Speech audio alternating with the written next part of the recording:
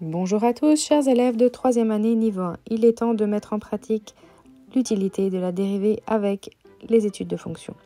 Il s'agit d'étudier la croissance des fonctions. On va faire ici un exercice où on va se concentrer sur uniquement 3 des points de l'exercice.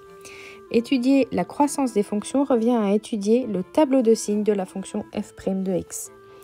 En effet, si f' est positive, alors la fonction est croissante. On l'a vu avec la droite tangente. Si f' est négatif, f est décroissante. Entre deux, on aura un maximum. Mais si on a plutôt d'abord du décroissant et après du croissant, eh bien on appellera ça le 0, 1 minimum. Premièrement, commençons par dériver la fonction f de x. Quand on a une addition, on peut séparer chacun des termes et on connaît ici la dérivée, c'est une droite. On cherche son 0 et ensuite on va pouvoir établir le tableau de signes. Ici, une seule ligne pour f' et ensuite on pourra mettre f. Évidemment, si vous avez un produit, une multiplication, vous pouvez faire plus de lignes pour la fonction f'. Son 0 étant moins 3, c'est une droite croissante, elle est donc négative avant, positive après. F est donc d'abord décroissante, puis elle a atteint un minimum et elle a une zone croissante. La deuxième fonction à dériver, et c'est un polynôme de degré 3, on n'a pas de formule de sommet pour cette formule-là, mais il faut dériver et là on peut trouver les minimums et maximums. Donc ici on dérive et qu'est-ce que c'est que cette histoire? Comment est-ce qu'on résout?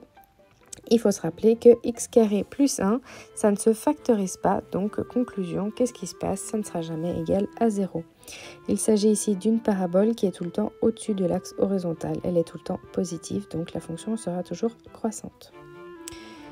Pour la cinquième fonction, ici, c'est un quotient. Je vous conseille de revoir vos règles de dérivation. Il y a une vidéo sur cette chaîne si vous avez besoin de revoir cela avant de passer à l'étude de la croissance, décroissance, courbure ou variation.